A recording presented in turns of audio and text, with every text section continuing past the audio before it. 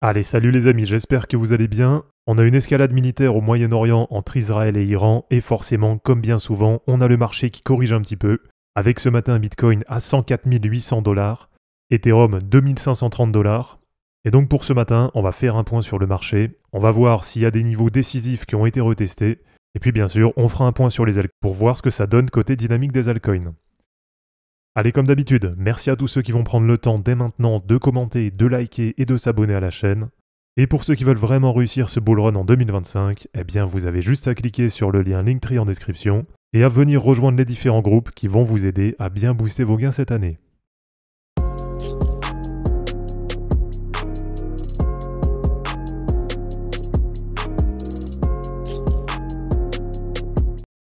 Alors, escalade militaire au Moyen-Orient entre Israël et l'Iran. Et donc forcément, comme d'habitude, dès qu'on a des conflits, eh bien derrière, on a les marchés qui réagissent à la baisse. Alors, du côté de Bitcoin, 104 800 $ ce matin, mais pour ceux qui étaient présents cette nuit sur le marché, là c'est venu retester un peu plus bas. Et ce matin, vers 1h, 2h du matin, c'est quasiment revenu tester sur la zone support entre 100 000 $ et 102 000 $, avec Bitcoin qui est descendu vers 102 800 $. Alors pour le moment, ça reste quand même toujours bien orienté à la hausse. Et par exemple sur les moyennes mobiles, eh bien pour le moment, on a Bitcoin qui reste bien au-dessus de toutes les moyennes mobiles et qui est justement en ce moment en appui sur la moyenne mobile 7 en hebdo.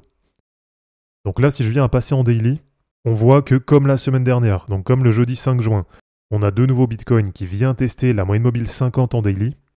Et on voit que pour le moment, c'est un niveau qui arrive à bien tenir. Donc c'est ce niveau qui correspond à la moyenne mobile 7 en hebdo.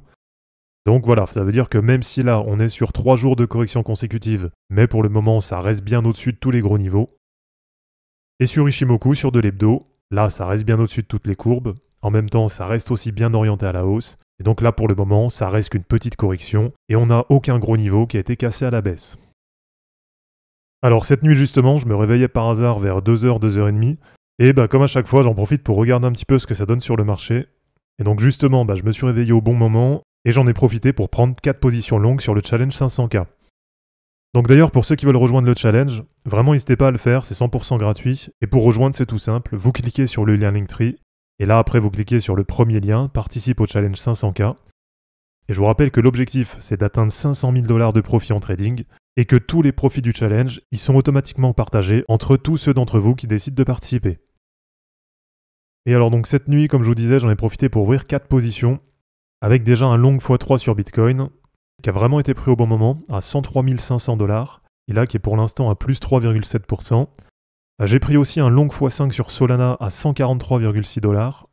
Donc là, si je vous montre sur le graphe, là aussi c'est une position qui était bien prise, et qui est maintenant à plus 4,3%. J'ai pris aussi un long x3 sur Kaspa à 0,078 $, et là pour l'instant, celui-là il est à peu près à break-even. Et j'ai pris un long x3 sur TAO, avec une entrée à 360 $. Donc pour celui-là, c'est pareil, l'entrée elle est vraiment pas mal. Et là, ce matin, il est autour des plus 10%. Donc à voir un peu comment ça va évoluer sur les altcoins. Et donc pour tous ceux qui sont intéressés, n'hésitez pas à venir participer au challenge. Alors du côté des altcoins, là déjà sur la Total 3, donc sur le market cap des altcoins sans Bitcoin et sans Ethereum. Là on voit que c'est moins positif que sur Bitcoin, puisque c'est déjà repassé sous la moyenne mobile 7 en hebdo. Et là en ce moment, c'est même en train de passer sous la moyenne mobile 20 hebdo. Donc là, à suivre sur les altcoins, c'est toujours le même niveau. C'est le niveau support qu'on avait défini vers 782 milliards de $.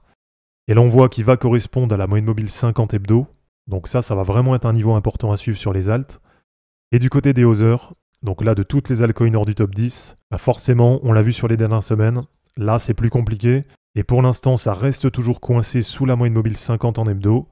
Et en support, on a toujours la moyenne mobile 100 hebdo. Donc là pour l'instant, toujours bien sûr les grosses altcoins qui surperforment les petites. Donc de ce côté-là, pour l'instant, il n'y a pas vraiment de changement. Et alors là forcément, avec l'escalade militaire en cours, eh bien on a le VIX qui a bien remonté. Donc le VIX, je vous rappelle, c'est le fameux indice de la volatilité, qu'on appelle aussi souvent l'indice de la peur. Et là on voit que ça a réagi sur les marchés, avec un VIX qui est venu chercher au-dessus de sa moyenne mobile 50 en daily. Donc là on était vraiment pas loin de repasser dans une zone plutôt haute sur la volatilité. Voilà, donc ça aussi, ça va être à suivre. Et on voit que pour le moment, là, ça se calme un peu, avec le VIX qui revient en dessous des 21. Donc là, si la journée elle se clôture comme ça, eh bien ça va clôturer dans la zone basse. Et donc finalement, on resterait sur un marché qui absorbe plutôt bien les news et qui ne rentre pas dans une grosse période de volatilité. Et allez, pour terminer du côté des indicateurs, un autre point là qui est vraiment important, c'est du côté du dollar sur l'indice DXY. Et on voit que là sur la semaine, c'est même venu tester en dessous des 98.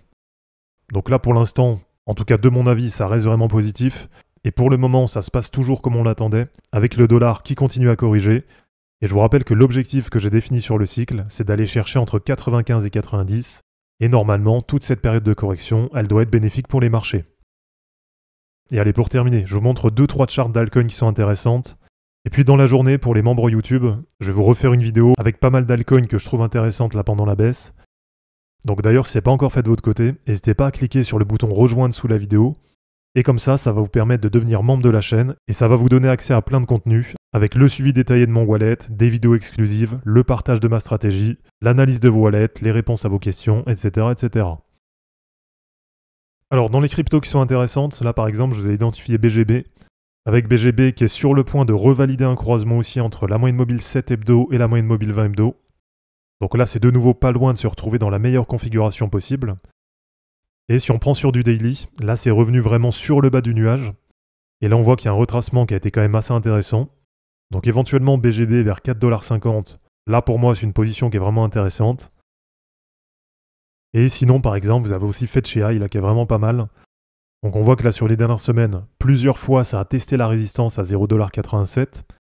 Et donc là côté retracement, on a FetAI ici qui est en train de revenir vers les 0,618 de Fibo. Donc là, sur ASI, ça fait éventuellement un bon niveau de repli, puisqu'on voit qu'il y a quand même une bonne reprise, une bonne dynamique depuis les points bas de début avril. Et là aussi, sur Ichimoku, sur du daily, eh bien comme BGB, là ça revient tester sur le bas du nuage. Et donc là, éventuellement, vers 0,65$, on voit qu'il y a un repli qui est déjà assez important après une dynamique de reprise qui a été plutôt bonne sur les 2 derniers mois. Et donc là, pour moi, faites ASI vers 0,65$, c'est un niveau de repli qui me paraît plutôt intéressant pour la suite. Donc voilà, merci à tous d'avoir regardé cette vidéo, j'espère en tout cas que ça vous aura plu. Comme d'habitude, si ce n'est pas encore fait, pensez à vous abonner, à liker et à commenter cette vidéo pour soutenir la chaîne. Et comme on est sur une correction en cours, eh bien pour cette fin de vidéo, on reprend le bon vieux slogan. Donc je vous dis à bientôt pour une prochaine vidéo, et d'ici là, ne capitulez pas, car les fortunes se créeront en portant vos burnes. Ciao!